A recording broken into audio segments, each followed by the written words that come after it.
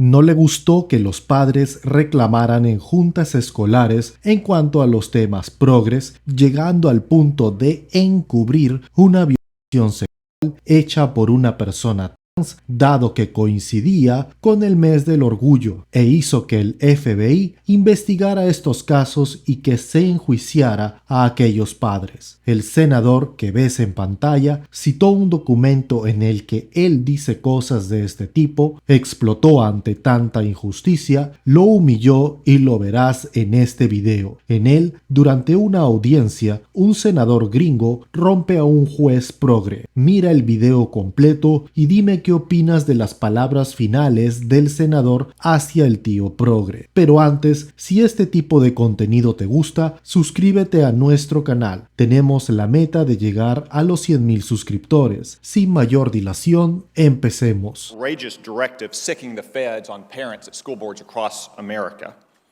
When you crafted that October 4th memo, did you consult with senior leadership at the FBI? My understanding was that the memo, or the idea of the memo, had been discussed with the FBI before it got... Did anyone at the FBI express any doubt or disagreement or hesitation with your decision to issue that memo? No one expressed that to me. No one? To me. No one expressed that to me, no. Because a lot of them have contacted us, and they said they did, Judge. I'm sorry? A lot of FBI officials have contacted my office and said that they oppose this decision. Well, I doubt any of them spoke to me about it because I didn't speak to no one. All right. Made that All right. to me. Judge, you've repeatedly dissembled this morning about that directive. For instance, about the National Security Division. Chuck Grassley asked you a very simple question, why you would sick the National Security Division of the Department of Justice on parents. John Cornyn asked you the same thing. You said it wasn't in your October 4th memorandum, it was in another office's memorandum. It wasn't another office's memorandum, Judge. It was in a press release from your office, right here in front of me, October 4th, 2021, for immediate release. You're going to create a task force that includes the National Security Division. What on earth does the National Security Division have to do with parents who are expressing disagreements at school boards? Nothing in this memorandum or any memorandum is about parents expressing disagreements with their school boards. The memorandum makes clear that parents are entitled and protected by the First Amendment to have vigorous debates. We don't, the Justice Department is not interested in that question at all. It is Okay, so even in that case, what is the National Security Division, Judge? These are the people that are supposed to be chasing jihadists and Chinese spies. What does the National Security Division have to do with parents at school boards? This is not, again, about parents at school boards. This is about threats of violence. Okay, let me turn to that because you've said that phrase repeatedly throughout the morning. Threats or violence and threats of violence. Violence and threats of violence. Yeah. We've heard it a dozen times this morning. As Senator Lee pointed out, the very first line in your October 4th memorandum refers to harassment and intimidation. Why do you continue to dissemble in front of this committee that you are only talking about violence and threats of violence when your memo says harassment and intimidation?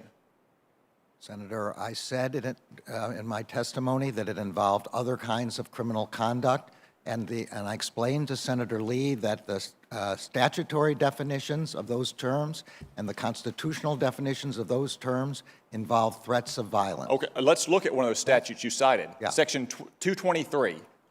Yeah. That statute covers the use of not just telephones, but telecommunications devices to annoy someone. So are you going to sick your U.S. attorneys and the FBI on a parents group if they post on Facebook something that annoys a school board member, Judge? The answer to that is no, and the provision that I was particularly drawing to his attention was 2261A, which was to engage in... I wasn't talking about 2261A. I know you mentioned that. You also mentioned 223. That's what I mentioned. Yeah, but the only Judge, you also told Senator Klobuchar that this memorandum was about meetings and coordination. Yeah. Meetings and coordination. Yeah. Well, I have in my hand right here that I'll submit to the record a letter from one of your U.S. attorneys to all of the county attorneys, to the Attorney General, to all sheriffs, to the School Board Association of his state, in which he talks about federal investigation and prosecution. It's not about meetings, it's not about coordination, it's about federal investigation and prosecution. Did you direct your U.S. attorneys to issue such a letter? I did not. I have not seen that letter. It's got 3 pages. It's got 3 pages my of memorandum- spreadsheet my- about all the federal crimes that a parent could be charged with, to include the ones you cited. Did Maine Justice make this spreadsheet, Judge? I don't have any idea.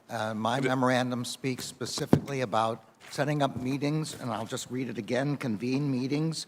Judge, we've all read your memorandum. We've also heard you dissemble about your memorandum. I have, and the record now shows, one of your U.S. attorneys sending out a letter about federal prosecution investigation and list in detail the federal statutes for which you could be prosecuted. Judge, you've talked a lot about intimidation and harassment. Have you issued a memorandum like your October 4th memorandum about the Black Lives Matter riots from last summer?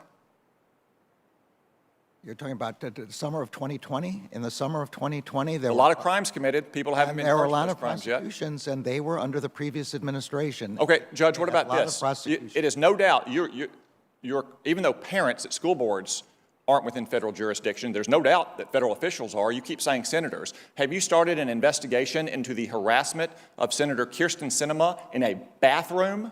Because she won't go along with the Democratic Party's big tax and spend agenda? That is a sitting United States senator being harassed in a bathroom. I don't know whether the senator has referred the matter to the Justice Department or not.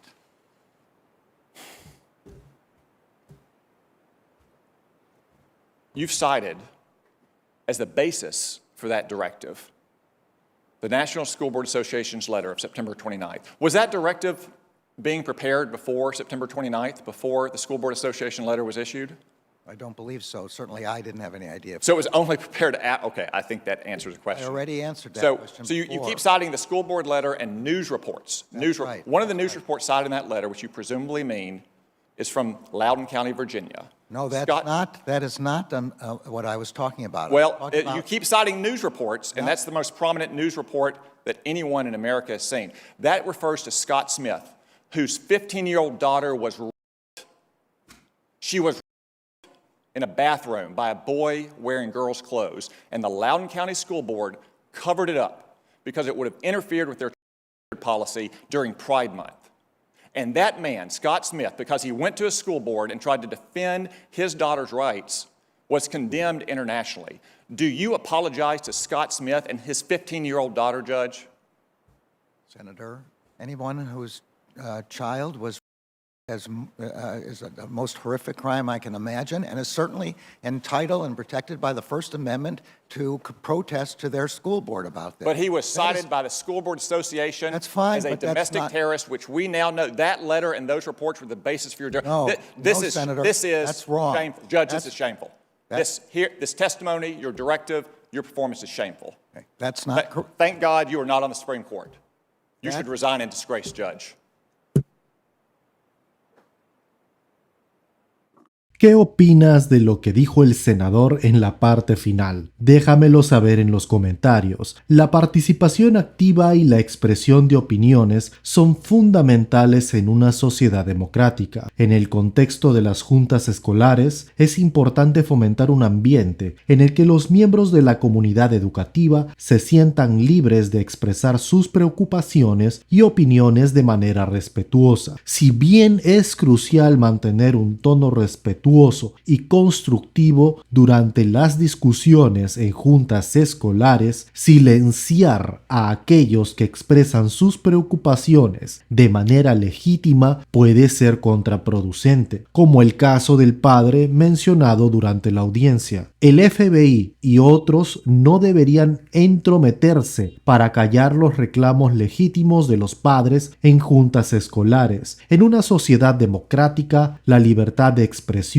es un derecho fundamental. Las preocupaciones y opiniones de los padres deben ser respetadas y consideradas en el proceso democrático, especialmente en cuestiones relacionadas con la educación de sus hijos. El uso indebido de agencias gubernamentales para reprimir la libertad de expresión o abordar legítimas preocupaciones ciudadanas es contrario a los principios democráticos. Opacar un caso como como el de la joven mencionada en el segmento que te acabo de presentar, utilizando el poder de una agencia como el FBI, sería una acción gravemente preocupante y reprensible. El acto mencionado es un delito y sea quien sea que lo haya hecho, debe pagar por ese delito. Utilizar recursos gubernamentales para encubrir o minimizar un caso para no dañar, entre comillas, la supuesta alegría del mes del orgullo, no solo sería una traición a la confianza pública, sino que también perpetuaría la impunidad y negaría la justicia a las víctimas. ¿Tú qué opinas? Déjamelo saber en los comentarios. Y aquí culmina este video. Si te gustó, dale like, comenta y compártelo. Gracias, hasta luego.